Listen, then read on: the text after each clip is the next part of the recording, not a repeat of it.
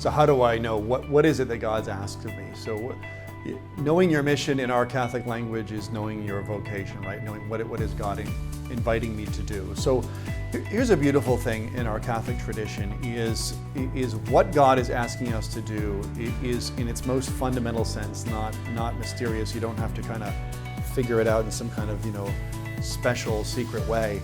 It's very clear.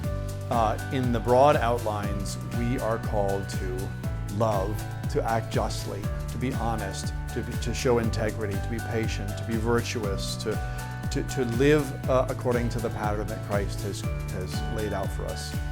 And in a sense, there's nothing too mysterious about that. It's pretty straightforward. I mean, it's hard to do, it's difficult to do, and sometimes it's hard to know how to apply in a specific situation. If I have a coworker I'm having a really difficult time with and I know I'm supposed to love them, but how in the world can I love this person with the way that they're relating to me?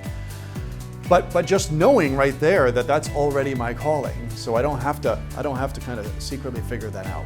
So, and that's the basis, because in order to figure out your special vocation, in other words, what is the person I'm supposed to marry, or if I'm supposed to enter in priesthood, which kind of service in priesthood am I supposed to serve in, or if I'm going to be an engineer, what kind of engineering, those specific decisions we make. The foundation of that is we should already be living out what we know to be God's will already. We should be trying to live a good, solid Christian life and be people of prayer. And that's right there, prayer. Prayer is essential because, again, vocation comes out of a relationship with God. God is the one who invites. God is the one who empowers us. He's the one who gifts us. So we have to have an intimate relationship with Him, like a friendship.